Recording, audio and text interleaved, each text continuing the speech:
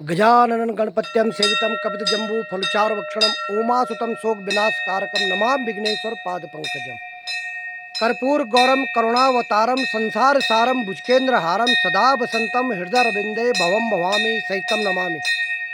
आज नागराजा नागदेवता के सिद्धपीठ ये बोल सकते हैं, उसमें आज दर्शन करने का सौभाग्य प्राप्त हुआ है और हमें भगवान के धूप दीप आराधना करने का सौभाग्य मिला है। कोशिश की है हमने कि यहाँ पे धूप दीप के किया जाए, क्योंकि समय की पाबंदी होने के कारण से मैं भी आज बहुत दिनों बाद यहाँ पे आया हूँ।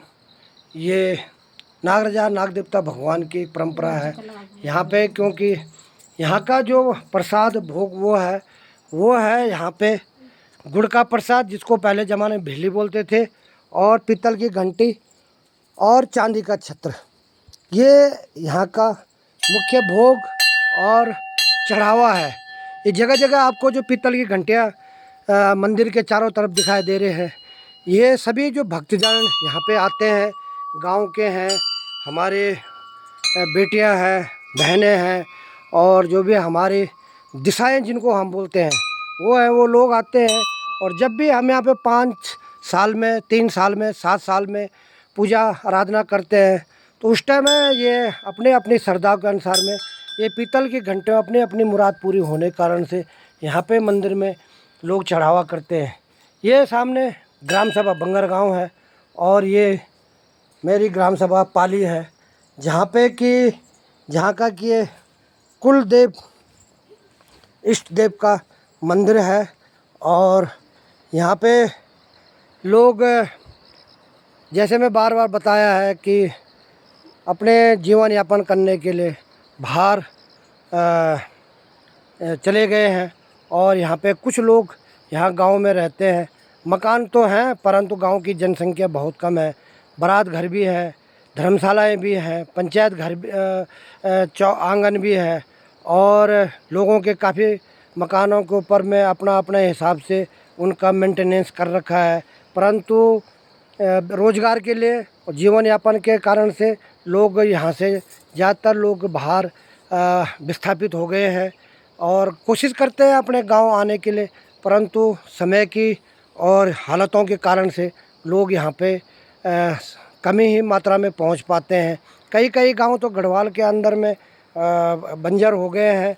और यहाँ पे बंगर गांव है, यहाँ पे बहुत जनसंख्या में लोग अभी गांव में रहते हैं। ऊपर केवर्स गांव है, वहाँ पे भी बहुत बड़ा गांव है और काफ़ी लोग, कुछ लोग विस्थापित हुए हैं, परंतु फिर भी काफ़ी लोग जनसंख्या के हिसाब से गांव में रहते हैं।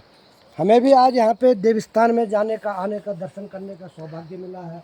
और भगवान नागराजा नागदेव का इष्ट देव से मेरी एक ही विनती प्रार्थना है कि हे प्रभु, अपने भक्तगणों के ऊपर छत्र छाया रखना। बार बार उन्हें यहाँ पे दर्शन करने के लिए, यहाँ पे आपके चरणों में माथा सिर झुकाने के लिए उनको बार बार यहाँ पे प्रेरित करना, ताकि हम लोग आपके चरणों में अपने सिर को हम नमन कर सके और हमें सद्बुद्धि दे, अच्छा स्वस्थ सुंदर दे। और मेरी सब लोगों से एक विनती है, गांव लोगों से भी, समाज के लोगों से भी, और कि भगवान की स्थान एक अच्छी जगह पे होना चाहिए, अच्छे स्थिति में होना चाहिए। वहाँ पे एक हमारा कोई भी पूजा पाठ आराधना करने वाला एक कोई ना कोई भगत वहाँ पे होना चाहिए।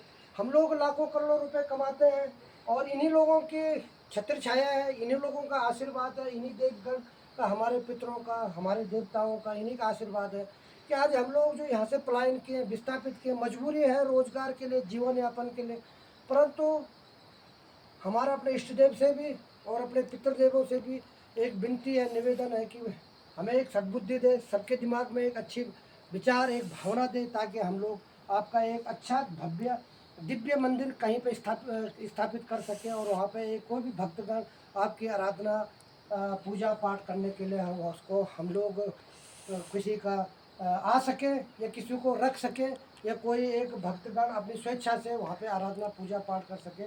तो सब लोगों से को एक अच्छी सद्बुद्धि दे, ताकि हम लोग एक दिव्य भव्य आपका कहीं पे एक स्थान बना सके। और सभी लोगों से, मेरा भी भक्तगणों से निवेदन है कि हम लोग अपने जीवन के लिए बड़े बड़े महल, बड़ी बड़ी कोठियाँ बनाते हैं, परंतु भगवान के स्थान के लिए हम लोगों की विचार भावनाएं रूढ़िवादी हो जाती है, वामपंथी हो जाती है। हम लोग अपने लिए तो एक वेस्टर्न कल्चर वामपंथी विचारधारा अपनाते हैं, परंतु भगवान के लिए एक रूढ़िवादी, एक वही पुरानी अक्खड़पन, अक्खड़पन, मरोड़ वाली भाषा का ही और विचारों का ही इस्तेमाल करते हैं। नए समाज के अंदर जीते हैं, तो जिस प्रकार हमारा अपना आसन अच्छा बनता है, उसी प्रकार भगवान का भी एक दिव्य भव्य अच्छा आसन बन सके। यही सभी भक्तगण लोगों से मेरा निवेदन है। सभी लोगों से मेरा निवेदन है कि आप लोगों को मेरे ये विचार क्या जैसे लगे मेरे कमेंट में बताना है। और मेरे यूट्यूब चैनल 6472 नरेंद्र नेगी नरेंद्र नेगी @6472 को लाइक करेंगे, सब्सक्राइब करेंगे। और जो भी वहाँ पे मेरे विचारों के ऊपर किसी को कोई भी शब्दों में कुछ करेक्शन करने की होगी, विचारों में सुधार करने की हो, तो उसमें कमेंट लेंगे। सभी लोगों को नमस्ते, राम राम, जय नागराजा नाग देवता, बोल साचे दरबार की जय। कट कर दे।